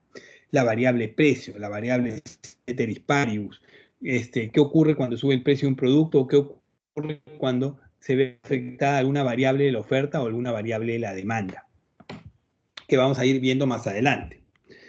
Grandes representantes de esta doctrina, Wilfredo Pareto y Alfred Marshall. El mundo siguió avanzando y de pronto aparece la escuela keynesiana. Siglo XX, principios de 1900, siglo XX. ¿Qué ocurrió? El mundo económicamente cambió, Inglaterra ya no era la nación más poderosa del mundo, ahora es Estados Unidos. De pronto, la economía empezó a entrar en crisis, el mundo empezó a entrar en crisis. Todo el mundo volteó a ver a los neoclásicos y le dijeron, oye, tú no eres la solución económica del mundo, ¿qué pasa? ¿Por qué estoy pasando problemas o crisis económicas? ¿Qué dicen los keynesianos? Los keynesianos basan la idea fundamental en que debe haber una intervención del gobierno para estabilizar la economía, aumentando los niveles de empleo y producción. Uy, un momentito, ¿qué está pasando aquí? La escuela clásica y neoclásica decían que el Estado no debía meterse, tú no te metas. Es más, hasta ahora escuchamos muchos políticos, muchos pseudosabios decir que el Estado no debe intervenir, el Estado no debe meterse, no sé para qué se mete el Estado no es administrador. Y acá están pidiendo que el Estado intervenga. ¿Qué está pasando? ¿Qué ha ocurrido? ¿Qué ocurre? Económicamente, ¿hay un error? ¿Hay una mala redacción? ¿Qué está ocurriendo? No. Los keynesianos establecieron que sí, el Estado sí debe intervenir. El Estado debe intervenir para controlar los niveles de empleo y producción. ¿Por qué? Porque estaba ocurriendo la famosa insuficiencia de demanda agregada. ¿Qué quiere decir esto? ¿Qué es la demanda agregada? A ver, ¿qué ocurrió hasta el siglo XX? En el mundo, de pronto, Estados Unidos, la nueva nación poderosa del mundo, entra en la Gran Depresión de los años 30. La Gran Depresión de los años 30 hace que haya un fuerte desempleo, no había trabajo. La cantidad de personas en el mundo se multiplicó y al multiplicarse, muchas personas salían al mercado laboral y no encontraban trabajo. Y al no encontrar trabajo, no encontraban ingresos. Y al no tener ingresos, no podían consumir y entraban en crisis económica. ¿Qué había ocurrido? La famosa demanda agregada. ¿Por qué? Porque los grandes empresarios industriales de la época se dedicaron a producir gran cantidad de bienes y servicios, comercializar esos bienes y servicios y todas las ganancias, todo lo que ganaban, su excedente, toda su riqueza, la acumulaban. La acumulaban y se hacían cada vez más ricos. No la reinvertían. No reinvertían en nuevas empresas, no reinvertían en nuevos negocios y nuevas fuentes de trabajo. No les importaba porque lo único que querían era ser más ricos. Entonces, esa es la famosa demanda agregada. Si no genero nuevas industrias, si no genero nuevos empleos, ¿de dónde va a trabajar las personas? ¿De dónde van a generar ingresos las personas para poder seguir consumiendo los bienes y servicios que voy a producir? Entonces ahí hay un problema en el circuito. Entonces ahora sí pido al Estado que por favor genere empleo, genere las condiciones de trabajo necesarias para que no se corte ese circuito. Los keynesianos pedían que el Estado intervenga, que no tenga un rol pasivo, sino que genere empleo, que genere las condiciones necesarias para las nuevas industrias y que de esa manera no se corte el circuito no se genere desempleo. ¿Ok? El Estado debe tener una participación más activa en la economía con el objetivo de compensar la falta de inversión privada. En los periodos de depresión, debe garantizar la estabilidad económica. La demanda efectiva como impulsor de las actividades económicas, la producción y el empleo. Esto es lo que se pregonaba por los famosos keynesianos. Si bien es cierto, la producción era importante que se realice por el sector privado, pero también debería ser del lado del Estado. El Estado debería asegurar que no se vaya a cortar el circuito de producción y empleo para que la economía siga caminando. ¿Ok? El mundo siguió avanzando. El principal representante fue John Maynard Keynes. Y llegamos ya a la actualidad. Siglo XX, década del 70, 80, 90. Décadas relativamente recientes. Década del 70, 80, 90. Ustedes no lo han vivido sus padres. ¿Ok? ¿Qué ocurrió en la década del 70, 80, 90? Aparece la escuela monetarista, siglo XX. La idea básica de la economía monetarista consiste en analizar el conjunto de demanda total de dinero y la oferta monetaria. ¿Por qué? De pronto, ¿por qué aparece este nuevo concepto? ¿Por qué? Porque nuevamente el mundo en la década del 70-80 empezó a entrar en crisis económica. Todo el mundo volteó a ver a los keynesianos y le dijeron, oye, ustedes no eran la solución del mundo, ¿qué ha pasado? ¿Qué está ocurriendo? No solo el Perú en la década del 80 tuvo crisis de hiperinflación. Aparece la inflación como variable que no había existido antes o que no era tan incidente antes. Ahora aparece la inflación como una variable importante. No solamente en el Perú, sino en casi toda Latinoamérica, Brasil, Bolivia, Chile, Colombia, Ecuador, Argentina, Venezuela sufrieron grandes problemas de hiperinflación.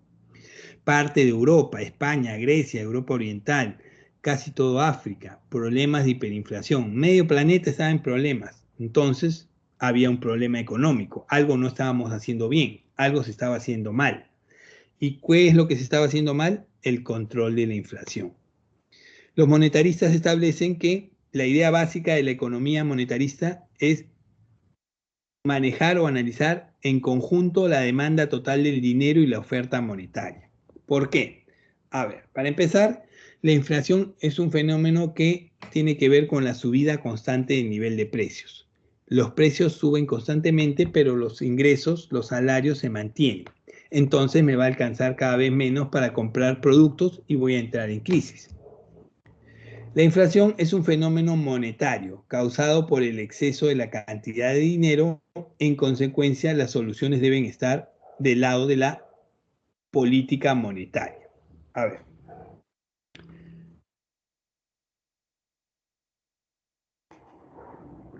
Uno de los problemas por los cuales se genera la inflación es porque hay una gran cantidad de dinero circulando en la economía.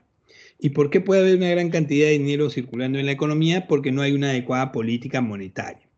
Es por eso que a raíz de la década de los 90 en el Perú y en el mundo, la política monetaria es uno de los puntos vitales, política de Estado de muchos países.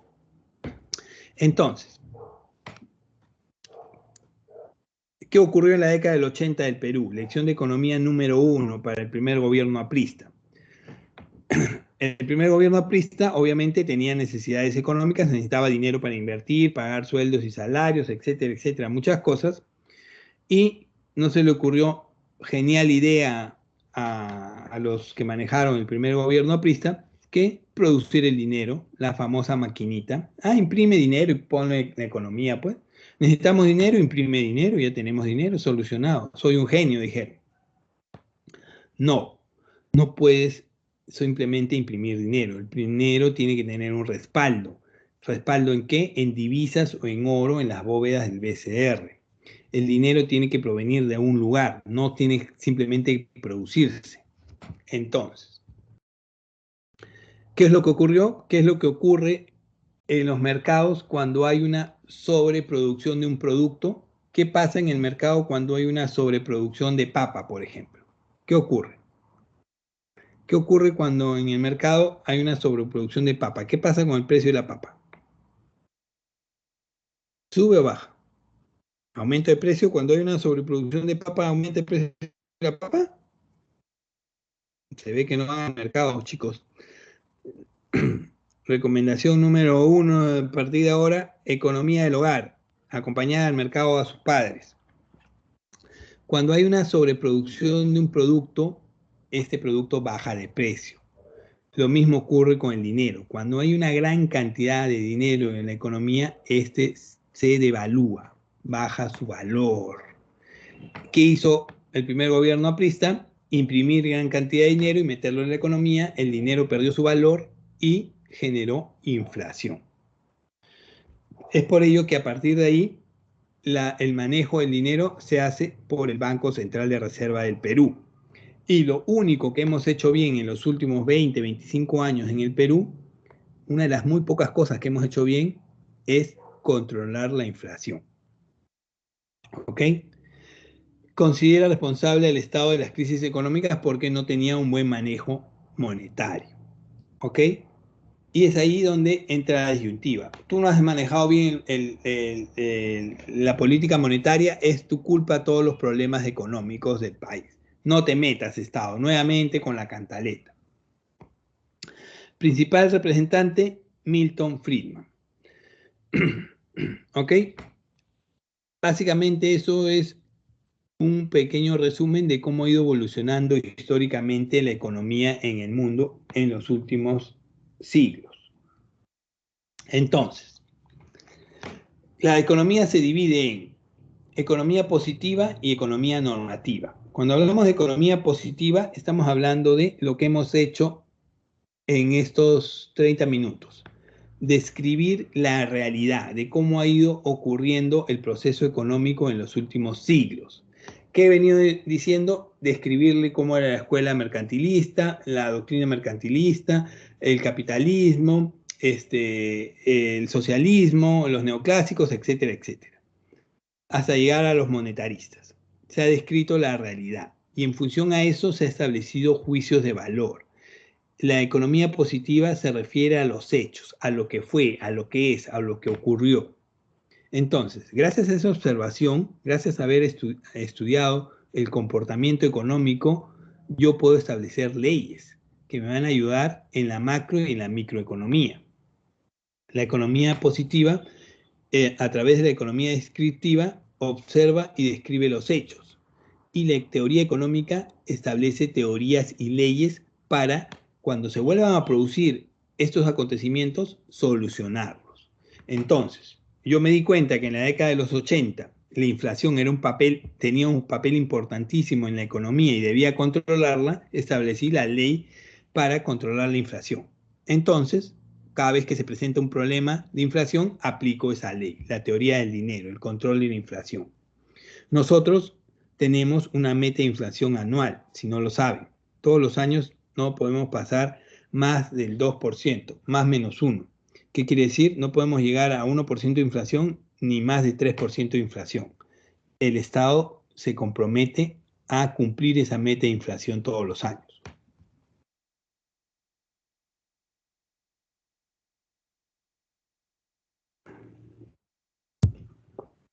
Eso es la economía positiva. Los hechos, lo que es, lo que fue. Describir lo que ha pasado anteriormente para establecer leyes y aplicarlas en el futuro. Y la economía normativa. ¿Qué vendría a ser la economía normativa? Se ocupa de los juicios de valor sobre el estado de las cosas, lo que debería ser, lo que va a ocurrir en el futuro. Lo que es ya pasó. Yo ya establecí leyes sobre eso, pero yo no soy adivino para saber qué va a ocurrir en el futuro. 2021, 2022, gobierno de Castillo, ¿qué va a ocurrir? No sabemos. Entonces, ¿qué es lo que debería ocurrir? Debería mantenerse lo bueno que se estaba haciendo en los gobiernos anteriores. Controlar la inflación, generar empleo, controlar el tipo de cambio, etcétera, etcétera. Entonces, por ejemplo, la política económica, la teoría económica te dice lo que debería ser y cómo debería ser a través de la política económica. Es por eso que el ministerio, la cartera de economía es tan importante en un gobierno, porque va a manejar la política económica que va a llevar al país a una situación de estabilidad o inestabilidad. Política económica, conjunto de directrices, lineamientos mediante las cuales el Estado regula y orienta el proceso económico de un país. Controlar la inflación, controlar el desempleo, controlar la inversión extranjera, controlar el tipo de cambio, etcétera, etcétera, etcétera.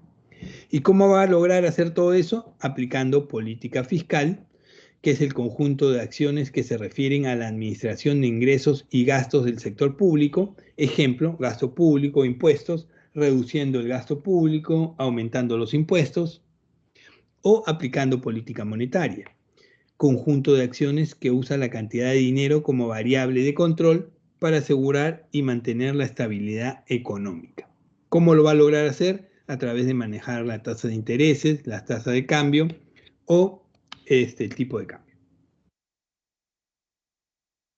Como ejemplo, por ejemplo, los sueldos deberían incrementar en 10%. Para mejorar la economía deberían producir mayor cantidad de bienes de consumo. A ver, se establece que, por ejemplo, y se ha establecido ya desde el año pasado que se iba a incrementar el sueldo mínimo en 2022. Hay muchas contradicciones y muchas discrepancias en ese sentido. ¿Es necesario o no es necesario? ¿Se debe hacer o no se debe hacer? A ver, si se incrementan los sueldos, se va a incrementar el nivel de consumo. Y si se incrementa el nivel de consumo, se va a incrementar el nivel de producción. No es tan descabellado pensar en incrementar el nivel del salario básico.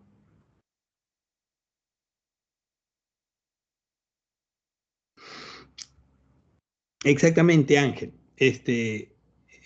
Tenemos que aprender a visualizar la realidad, no lo que nos dicen o no, o las noticias o no los fake news, no, la realidad. Y en la actualidad, la moneda peruana es una de las más valoradas en la región. Es la que se ha devaluado menos. Si bien es cierto, se ha devaluado en los últimos meses, pero si lo comparamos con la región, prácticamente es la que mejor se ha podido sostener. La crisis no es una crisis del país, es una crisis regional. Estamos hablando de una situación en crisis mundial. Todos los países de la región están sufriendo un problema de devaluación y de crisis. Algunos lo están llevando mejor, otros lo llevan peor. Argentina tiene un super problema de crisis. Ecuador y Colombia también, Chile también han cambiado de constitución por eso. No es un tema de quién dirige el gobierno, es un tema de política monetaria, manejo económico.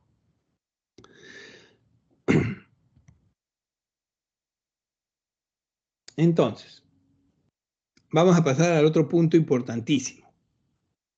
Proceso económico.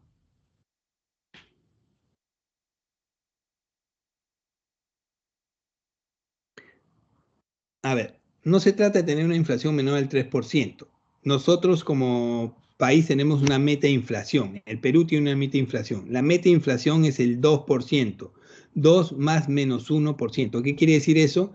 Que como mínimo podemos llegar al 1% y como máximo al 3%. En ese rango puede estar. No es 1%. La meta es 2 más menos 1. Máximo 3, mínimo 1. Y es lo que se ha venido haciendo en los últimos años. En los últimos 20 años en el Perú se ha mantenido una inflación controlada. Sobre este punto vamos a hablar en profundidad cuando hablemos del tema de la inflación o de los fenómenos económicos. Ok, continuamos. Proceso económico. A ver, el proceso económico es bastante interesante. Yo les podría decir que la economía funciona de una manera muy sencilla, resumiendo este cuadro. La economía se basa en dos puntos importantes, en dos pilares importantes. ¿Cuáles son los pilares importantes? La producción y el consumo. Mayor producción, mayor consumo. Mayor producción, mayor consumo. Mayor producción, mayor consumo y el circuito económico empieza a caminar. Cualquier economía del mundo se basa en esos principios básicos. Asegurar mi producción de bienes y servicios y el consumo de bienes y servicios. Producción, consumo, producción, consumo, producción, consumo. Se incrementa la producción, se incrementa el consumo. Se incrementa la producción, se incrementa el consumo. Y el circuito empieza a caminar y el país funciona. Cuando alguno de estos factores falla, entonces entramos en recesión, depresión. Estamos parando la economía y estamos entrando en crisis. Ok, esa es la explicación sencilla. La explicación un poco más completa es esta que tiene el cuadro, el proceso económico. ¿Cómo funciona el proceso económico? Inicia obviamente con un proceso de producción. Produzco bienes y servicios. Los bienes y servicios no es que aparecen de la noche a la mañana en los hogares del Perú. A ver, yo tengo la genial idea de producir estas barras de alimento y ya por la genial idea aparecen en los mercados. No, tengo que establecer y combinar diferentes factores de producción para tener esto en el mercado. Esa es la parte del proceso, la producción. De ahí viene la circulación. Ok, yo produje ya este producto, ahora acabó ahí el proceso, ¿se consumen así de frente? No, tiene que aparecer la circulación. ¿Qué es la circulación? Traslado de estos bienes al consumidor final. ¿A través de quién? Del mercado. Producción, circulación. Produje, trasladé los bienes al mercado para que sean consumidos. Producción, circulación. Tercera etapa, distribución. ¿Qué es la distribución? Reparto de la riqueza entre los factores productivos. Dijimos que aquí en la producción los bienes no se producen solos, se combinan factores de producción. Por ejemplo, uno de los factores de producción más importantes es la mano de obra. Necesito trabajadores. Todos los trabajadores que trabajan en las diferentes industrias del Perú tienen que ser o recibir parte de la riqueza que han ayudado a producir. ¿Y qué es lo que les corresponde a ellos? ¿Qué se les distribuye a ellos? El salario, las rentas, los ingresos. Yo soy un trabajador, trabajo en una empresa y por mi trabajo recibo un salario. ¿Para qué voy a recibir ese salario? Para poder consumir. Yo necesito ingresos para consumir los bienes y servicios que necesito. Siguiente etapa, consumo.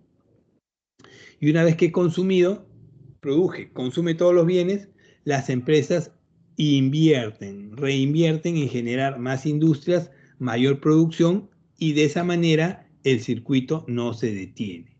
Producción, circulación, distribución, consumo, inversión y sigue funcionando.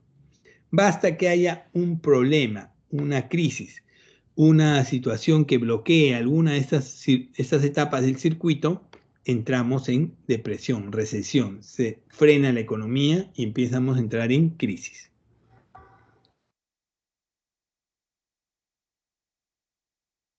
Entonces, vamos a hablar de la primera etapa del proceso productivo. Producción. ¿Qué es la producción? Fase del proceso económico en la que se generan bienes y servicios mediante la combinación de factores productivos. Les dije que de pronto yo tengo la genial idea de hacer estas barras energéticas y simplemente con la genial idea de hacerlos no las tengo en el mercado y ya tengo mis ingresos. No. Para producirlas yo tengo que combinar los factores de producción.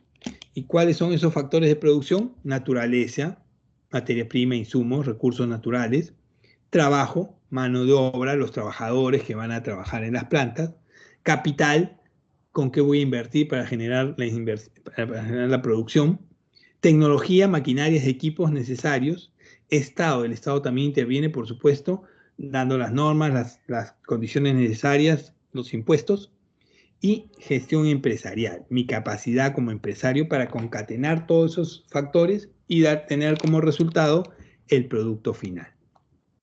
¿Ok? Así funciona la producción. Combino los diferentes factores de producción y tengo como resultado el bien o el servicio que he decidido producir. ¿Ok?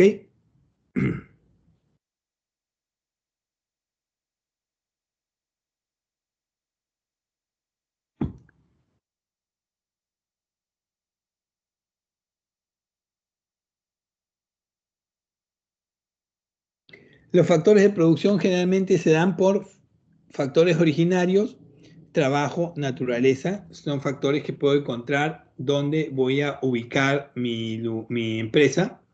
El trabajo, la mano de obra, puedo traerla de ahí mismo. Los recursos también. Derivados, el capital de inversión, la puedo traer de diferentes lugares. Y complementarios, que complementan mi proceso, la empresa, el Estado, la tecnología. Todas las empresas o todas las economías del mundo pertenecen a los diversos sectores económicos. Sector económico primario, sector económico secundario y sector económico terciario. De pronto, el sector económico primario es básicamente aquel que no tiene mucho valor agregado, no le da mucha transformación a la industria. Básicamente, actividades que obtienen recursos directamente de la naturaleza, actividades de extracción. Agricultura, ganadería, aprovechamiento forestal, pesca, minería. Este sector primario, por ejemplo, es la base de nuestra economía. Lamentablemente, llevamos muchos años sumidos en el sector primario. Escuchamos constantemente que la explotación de los recursos va a salvar a la economía. Sí, nos va a ayudar y nos va a generar ingresos económicos que van a estabilizar la economía. Pero ya hemos dicho reiteradas veces en esta sesión que los recursos son agotables, los recursos no son infinitos, los recursos se acaban. ¿Qué va a ocurrir cuando se acaben los recursos? Si nos quedamos en el sector primario, tenemos que empezar a desarrollar, darle valor agregado a los recursos. Actualmente nuestra economía lamentablemente se maneja por el sector primario. Minería, agroindustria por ahí, darle un valor agregado, pesca, deforestación, etcétera, etcétera. Sector secundario. ¿Cuál es el sector secundario? Es el sector que le da una transformación a los bienes, le da un valor agregado. Actividades que transforman los recursos de la naturaleza como la industria y la construcción. Nuestra economía lamentablemente no se basa en el sector secundario todavía. No hemos dado el salto para transformarnos de primarios a secundarios. No tenemos la tecnología o no queremos hacer el esfuerzo de transformarnos como debería ser, lamentablemente, para pasar de un país en vías de desarrollo a un país desarrollado. Y el tercer sector, el sector terciario. ¿Cuál es el sector terciario? Actividades que no producen bienes, sino servicios. Actividades de servicios. ¿Como cuáles? Transporte, comercio, turismo, enseñanza, banca y servicios médicos.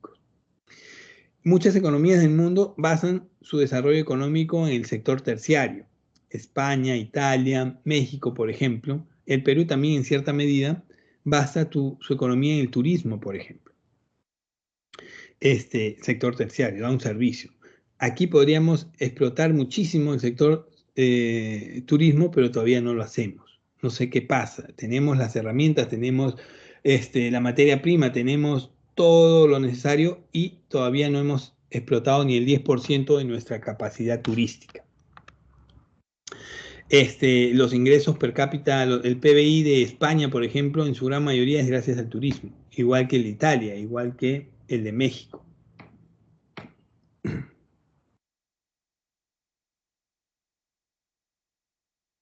Entonces, aquí tenemos que detenernos un rato y este es un punto importante que viene reiterativamente dentro de las preguntas del examen de admisión. El tema de costos de producción. Si han revisado las preguntas del exámenes anteriores, se van a dar cuenta que este punto viene bastante. ¿Cómo podríamos explotar mejor el sector turismo? Hay diferentes maneras. Para empezar a revalorizar nuestro sector turismo, nuestros recursos turísticos. Machu Picchu no es el único punto turístico del Perú y a pesar de eso es el que genera mayor atracción. Tenemos diferentes riquezas turísticas, la selva, la sierra, la costa, que deberíamos explotar mejor. ¿Con qué? Mejores sistemas de carreteras, mejores sistemas de comunicación. ¿Cómo es posible? Y acá hay una crítica fuerte a esto. Machu Picchu, el Cusco es el punto central de nuestro turismo en el Perú, pero ustedes saben que la única forma de llegar a Machu Picchu es por tren, no hay otra forma, o caminando, y eso genera que haya un cuello de botella en el desarrollo del turismo. Eso genera que muchos empresarios se hagan ricos manejando el servicio de tren y se lleven todo el dinero y no se distribuya correctamente. Debería haber un sistema de carreteras que llegue a Machu Picchu. Haría mucho más fluido el turismo, generaría mayor comercio y mayor desarrollo. Ese es un punto, simplemente. Otra cosa que se está trabajando es que no hay un aeropuerto internacional en Cusco, por ejemplo, que recién se está trabajando, etcétera, etcétera. Desarrollar diferentes puntos, la selva, las playas, no solo Machu Picchu es el punto turístico del Perú, hay gran cantidad de riqueza turística y gastronómica. ¿Ok? Seguimos. Costo de producción. ¿Cuáles son los costos de producción, por ejemplo? Este es un punto que viene constantemente dentro de las preguntas del examen. Costos de producción. Son todos los desembolsos monetarios que realiza una empresa para adquirir los elementos necesarios para producir una determinada cantidad de bienes o servicios en un periodo de tiempo. Ok, de pronto, a mí se me ocurrió la genial idea de producir este bien, estas barritas energéticas. Y de pronto he combinado los factores de producción y ya las saqué al mercado. Ahora, ¿qué es lo que viene? Venderlas, obviamente. Tengo que ponerles un precio. ¿Cómo voy a establecer el precio?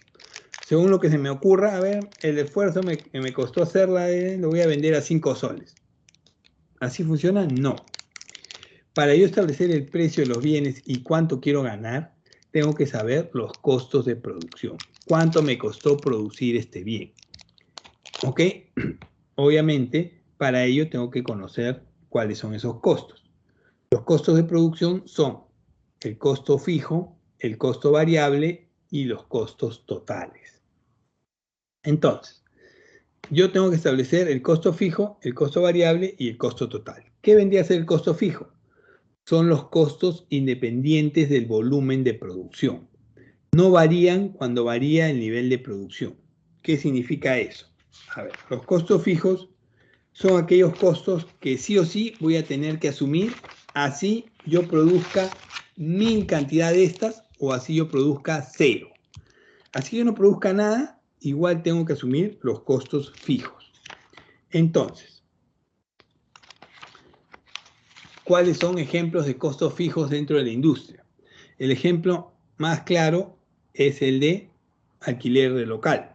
Por ejemplo, a mí se me ocurre producir estas barritas energéticas, pero lo tengo que poner en un local, tengo que tener una industria, una fábrica. Entonces se me ocurre alquilar un local de 500 metros en la avenida Argentina y voy a implementar mi fábrica. Alquilo local, pero me doy cuenta que tengo que implementarlo, acondicionarlo y adecuarlo y me voy a demorar 1 o 2 meses. Mientras estoy acondicionando el local, el dueño del local me va a decir, no te preocupes, como yo sé que no estás produciendo, no me pagues. No, le va a importar 4 pepinos y me va a cobrar el alquiler igual. Entonces, el alquiler es un costo fijo. Otro costo fijo, los préstamos bancarios, los intereses, por ejemplo. A ver, para acondicionar mi local necesito 10.000 soles. Saco un préstamo del banco de 10.000 soles, pero todavía no estoy generando, no estoy produciendo, no te puedo pagar.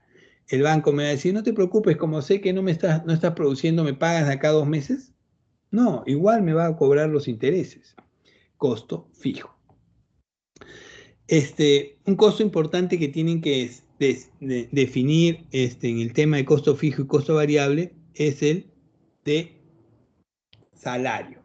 Los salarios. Los salarios, los ingresos, los sueldos y salarios. El sueldo y salario es un costo fijo o variable. Los salarios o los sueldos tienen una característica importante. Pueden ser fijos y pueden ser variables. Permítanme un minuto, chicos, voy a cargar la computadora antes de que se apague. Denme un minuto.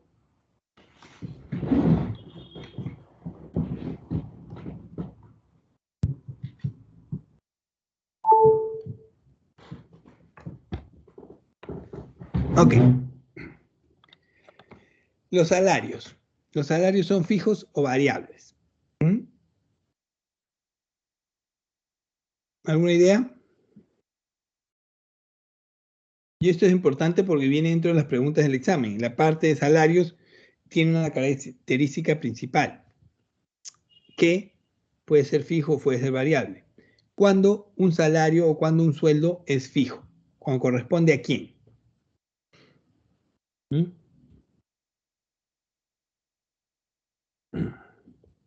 Presten atención aquí, jóvenes, porque esto viene bastante dentro de la pregunta del examen. ¿Al Estado? No.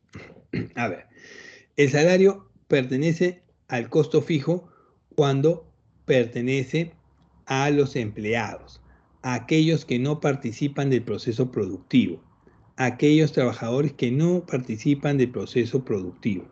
Ojo, empleados son aquellos que no participan del proceso productivo. ¿Qué hacen entonces? Hacen otro tipo de funciones, administrativas, de seguridad, de ventas.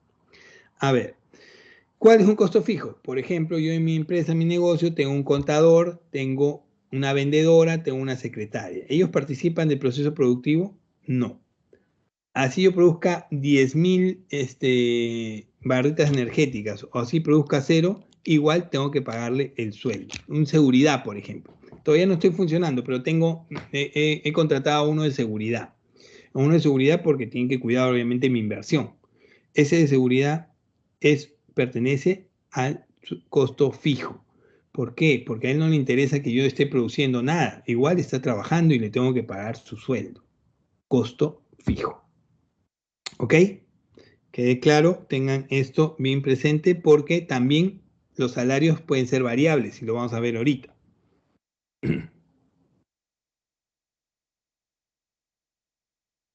Costo variable. Cuando hablamos de que un salario, un sueldo es variable. Son los desembolsos que dependen del nivel de producción de la empresa. Dependen de cuánto se produzca. A ver, de pronto yo ya terminé de acondicionar mi local. Mi local ya está acondicionado. Ya lo pinté, ya le puse las conexiones eléctricas, ya traje la maquinaria, ya traje los equipos. Perfecto. Ahora sí puedo empezar a producir. ¿Qué necesito para producir? ¿Qué necesitaría para empezar a producir?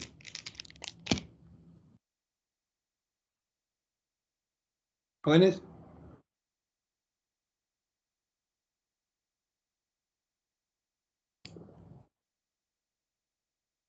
Materiales, exactamente. Materia prima e insumos, obviamente.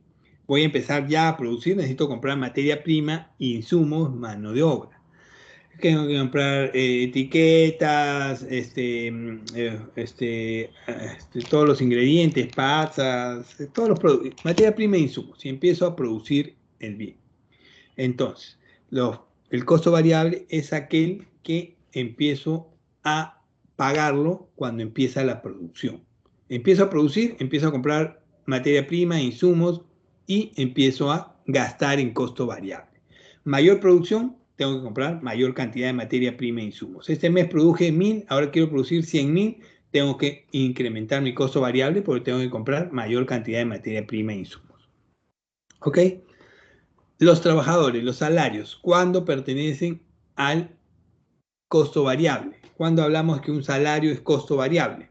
El costo variable de un trabajador es cuando es personal obrero. ¿Por qué es personal obrero? Porque pertenece y participa del proceso productivo. Entonces, aquel trabajador que pertenece y participa del proceso productivo tiene costo variable, porque él va a ser el trabajador que me va a armar estos productos. Entonces, los obreros, una vez que yo tengo todo listo, vienen a trabajar y empiezan a cobrar su sueldo. Le puedo pagar por destajo, le puedo pagar por jornal o por horas, pero empiezo a pagar una vez que empiece a producir. Si no estoy produciendo nada, ¿qué le voy a pagar a los obreros? No los contrato simplemente. Cuando empiece a producir ya los traigo y empiezo a pagarles. Costo variable. Ténganlo claro porque en las preguntas del examen, revisen, les vienen bastantes textos con referencia a los costos de producción. Textos de actualidad y en la actualidad les van a hablar del sueldo mínimo, el trabajador, tal, las diferencias entre diferentes trabajadores y les van a poner diferentes tipos de trabajadores, algunos de sueldo variable y algunos de sueldo fijo. Ustedes tienen que saber quién tiene costo fijo y quién pertenece al costo variable. Ya les he dicho, costo fijo, aquel que no participa del proceso productivo, el contador, el administrador, el vendedor, el de seguridad, el de mantenimiento. ¿Ellos hacen estas barritas? ¿Ellos producen estas barritas? No. Ellos, su sueldo, su salario, no depende del volumen de producción. Así que son costo fijo. ¿Quiénes son los que pertenecen al costo variable? Los que sí participan del proceso productivo, los que sí producen estos productos. Los obreros, los que van a embolsar, los que van a etiquetar, los que van a llevar todo al camión, etcétera, etcétera. ¿Ok? ¿Quedó claro? Espero que sí, porque esta viene reiterativamente dentro de las preguntas del examen y muchas veces se han confundido, se han equivocado.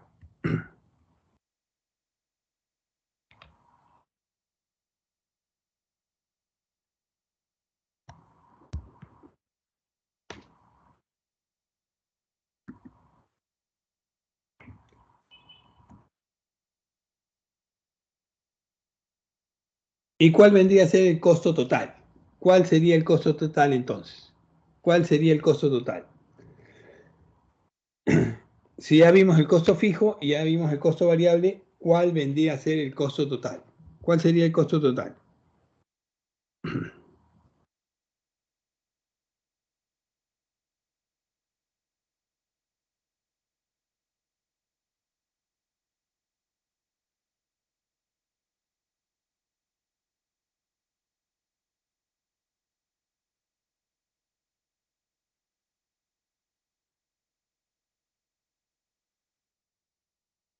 El costo total viene a ser la suma de ambos costos, exactamente. Es el total de los desembolsos realizados por la empresa. Para producir resulta de la suma del costo fijo y el costo variable. Una vez que yo hallo el costo total, obviamente, puedo hallar el costo unitario. A ver, de pronto yo hallo el costo, he producido 1000 de estas barritas energéticas y producir 1000 de estas barritas energéticas sumando el costo fijo y el costo total me ha costado 1000 soles. Yo divido 1000 soles entre 1000 unidades y mi costo unitario es de 1 sol. Una vez que yo sé mi costo por unidad, yo puedo establecer el precio al cual voy a vender. Yo puedo determinar, yo quiero ganar 50%, 100%, 200%. A ver, yo quiero ganar 100% por este producto. Entonces lo voy a vender a 2 soles y saco el producto a 2 soles. Pero antes de establecer un precio, yo tengo que saber mi costo de producción, mi costo total. No puedo sacar un precio si yo no determino cuánto me ha costado producir. Entonces, los costos totales es la suma del costo fijo y el costo variable. El ingreso total viene a estar dado por todo lo que yo he producido por el precio de venta. Si yo he determinado que voy a venderlo a 2 soles, me ha costado 1 sol y lo voy a vender a 2 soles, entonces si he producido 1000 y vendo los 1000, tengo un ingreso total de 2000 soles. ¿Ok? En ese sentido, tengo que establecer mi beneficio total.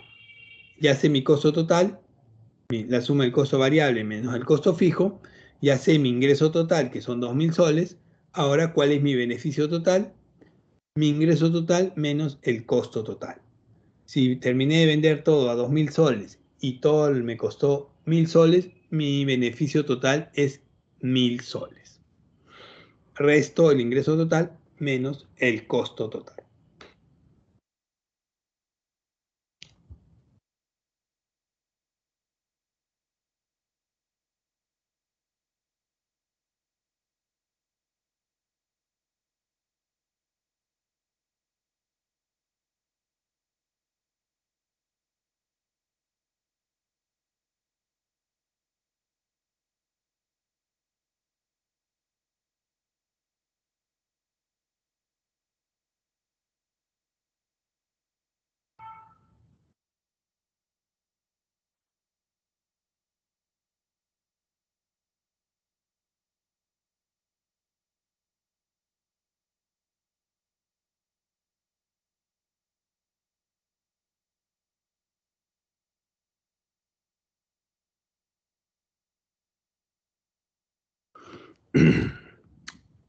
A ver. Aquí, les jóvenes, les dejo las claves de los ejercicios. Espero que me hayan podido entender. ¿Alguna duda, algo que no les haya quedado claro? Para reforzar, jóvenes, tengo ahí las claves de los ejercicios. Algo que no les haya quedado claro para reforzárselo o algo. Chicos, hasta aquí la sesión de hoy. Han sido 2 horas bastante interesantes. Espero que me haya quedado claro. Espero que hayan podido entenderme. Cualquier duda, cualquier consulta, aprovechen para poder, reforzarlo. A ver, el ingreso total. El ingreso total básicamente tiene que ver con lo siguiente. Una vez que yo hallé el costo total, yo ya sumé el costo fijo y el costo variable, tengo mi costo total. A ver, si yo determiné que mi costo total es 1000 soles, porque he producido 1000 unidades de estas barritas energéticas, mi costo total es 1000 soles y yo produje 1000 unidades. Entonces divido 1000 entre 1000, es 1 sol mi costo unitario. Yo ya sé mi costo unitario de este producto y yo voy a determinar el precio. Ahora sí, ¿cuánto quiero ganar? ¿Cuánto es mi margen de utilidad? ¿Yo quiero ganar 50%, 100%, 200%? No, yo quiero ganar 100%. Entonces lo voy a vender a 2 soles. Mi costo total es 1 sol, quiero ganar 100%, 1 sol más, 2 soles. ¿Ok? Mi precio de venta de este producto es 2 soles. 1000 unidades por 2 soles vienen a ser 2000 soles. 2000 soles es mi ingreso total. El precio por la cantidad del producto vendido. Yo ya establecí que el precio va a ser 2 soles por 1000 unidades, 2000 soles. 2000 soles es mi ingreso total. A eso le tengo que reducir los costos totales. Los costos totales fueron 1000 soles. Se los reduzco y ahí tengo el beneficio total. 2000 menos 1000, mi ganancia, mi utilidad, mi beneficio total es 1000 soles. A eso obviamente le tengo que reducir los impuestos y todo lo demás, pero mi beneficio total es 1000 soles. ¿Ok?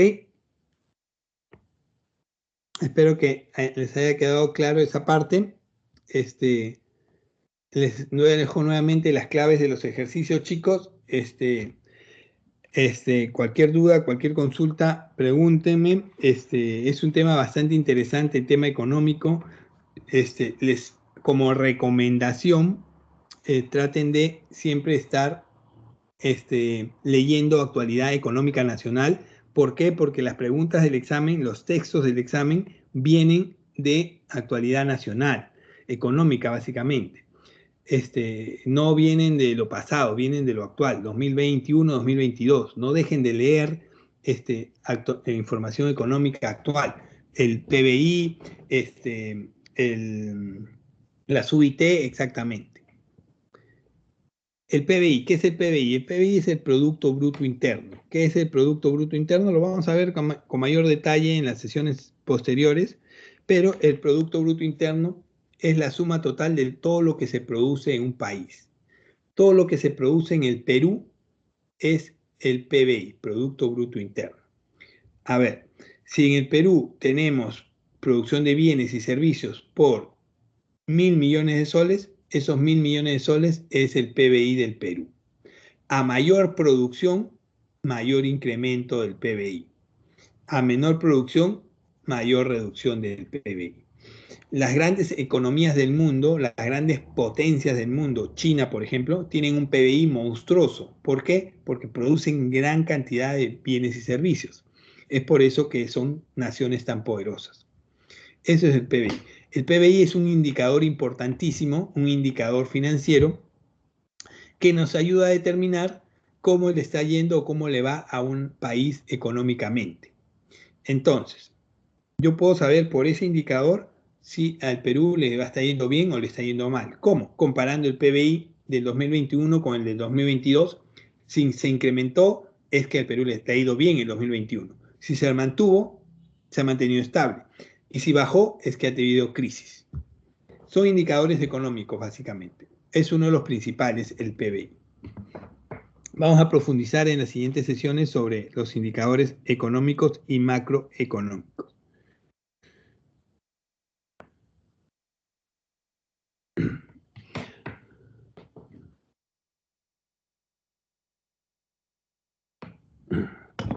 Ok, chicos, cualquier duda, cualquier consulta, pregunten, aprovechen. Espero que les haya quedado clara la sesión, espero que me hayan entendido.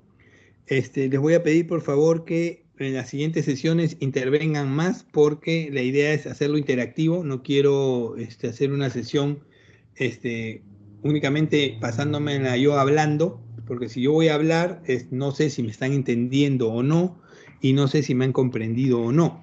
Y la idea es que a ustedes les quede claro todos los puntos que estamos explicando. Así que les voy a pedir por favor que en la siguiente sesión intervengan más. Por el chat pueden escribirme, yo voy a leer sus preguntas y se las voy a ir respondiendo.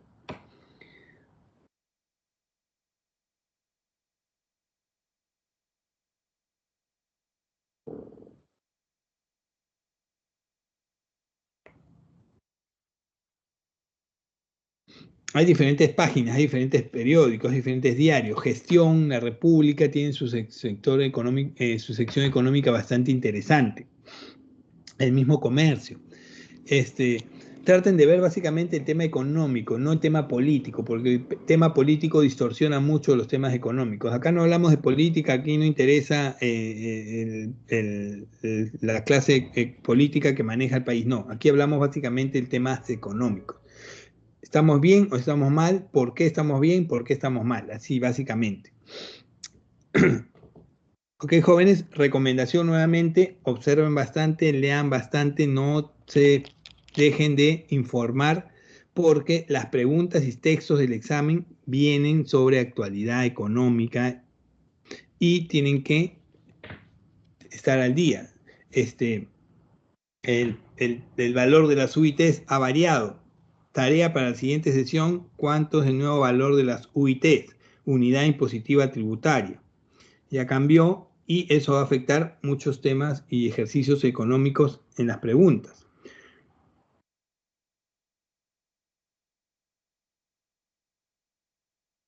Ok, jóvenes, ya nos estamos viendo entonces la siguiente sesión. Gracias por la atención prestada. A ver, hay una pregunta, tenemos unos minutos.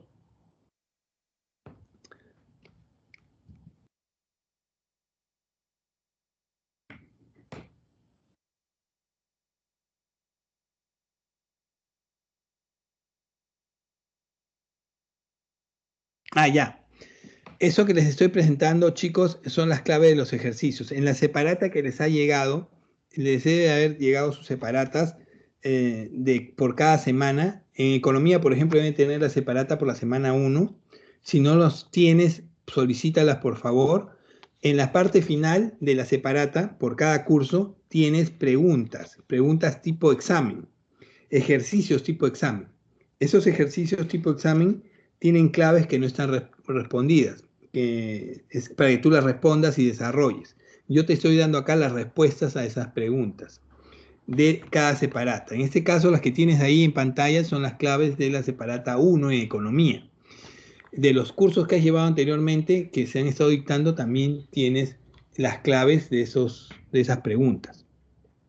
Si no tienes la separata del ciclo especial verano, que la debes tener, solicítala, porque vienen los PPTs, vienen el PDF y viene el Word con el material.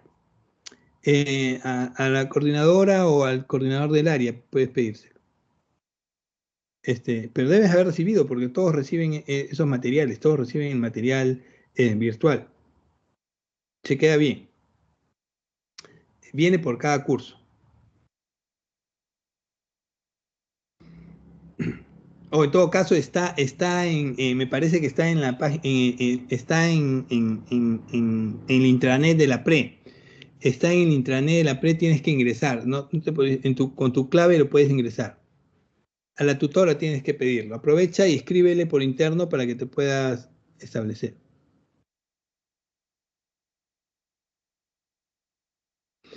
Pero no es que te los den, puedes ingresar por tu clave en intranet, ahí está el material. No es que te lo dan, te lo mandan directamente, tienes que ingresar al intranet.